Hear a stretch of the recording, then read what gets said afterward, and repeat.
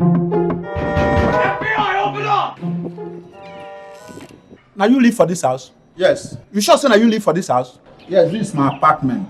Ah. If now you live for this house, that means you there with my dog now. Dog. Dog. Continue. Yes, now. You there with my dog. Okay. My dog, the other day, I see him. They waka. I dey follow am.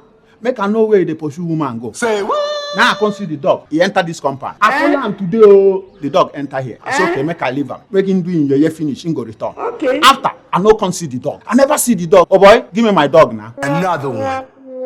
See, oh, you even carry toothpiece. So you don't chop him already. You don't chop him already. And you say your own don't finish. Now. Jesus!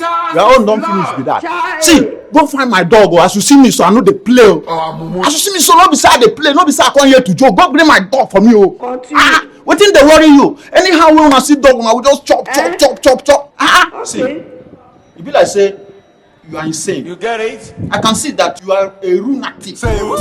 Imagine dog, me dog. This man! They tell you say I be Calabar man.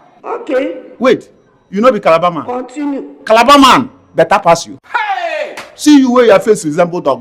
You your mouth be like dog. You person. Are you telling me the truth? So you just came into my house to insult me, right? I know the hear word. You just from waka come to my house to insult me, no be so? I get coconut head.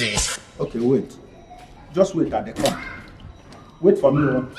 Okay. No problem now. No problem.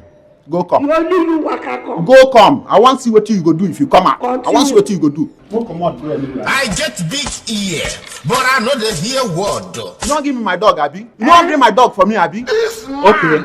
You dey threaten me. How You many dey threaten times me. would they tell you?